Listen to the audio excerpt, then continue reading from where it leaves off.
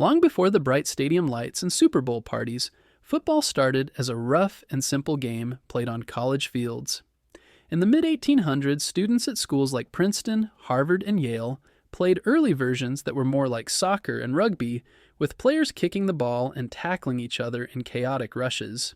There weren't many rules, and safety wasn't exactly a priority. It was exciting, but dangerous.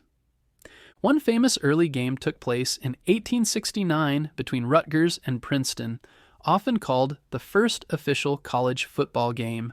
It didn't have touchdowns or forward passes. Players tried to kick a round ball across the goal line, and Rutgers won 6-4. Nobody knew it at the time, but this small rivalry sparked one of America's most popular sports. As more schools joined in, the game's lack of rules caused problems. That's when Walter Camp, often called the father of American football, stepped in. A Yale athlete, he loved the game but wanted to make it safer and more organized. In the 1880s, he introduced the line of scrimmage, the system of downs, 11 players per team, and even the idea of the quarterback. His changes gave the game structure and strategy. Football still needed improvement. Players wore almost no protection, and injuries were common. In 1905, things became so dangerous that President Theodore Roosevelt threatened to ban the sport unless it became safer. Thanks to his pressure, new rules were added, including the forward pass in 1906. This change made the game faster, more exciting, and safer, helping football evolve into what we know today.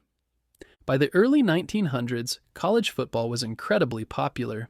Huge crowds came to watch teams like Notre Dame, Army, and Michigan.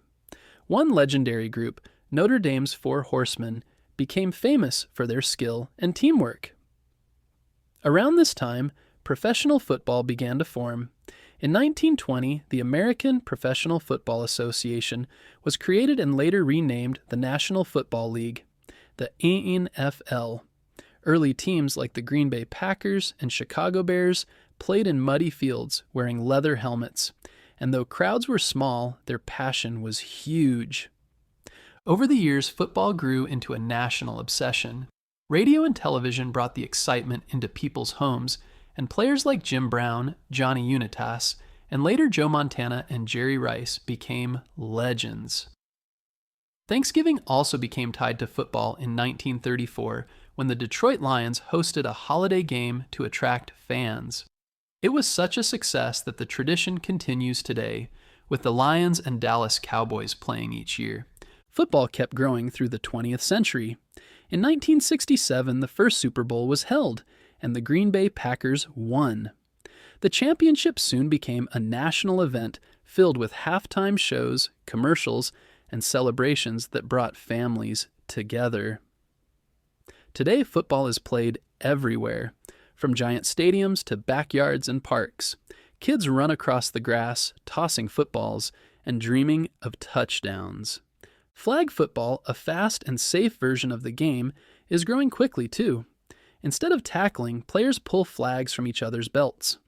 Girls' flag football, sponsored by the NFL, is especially popular. It teaches teamwork, confidence, and leadership while keeping the fun of the sport alive.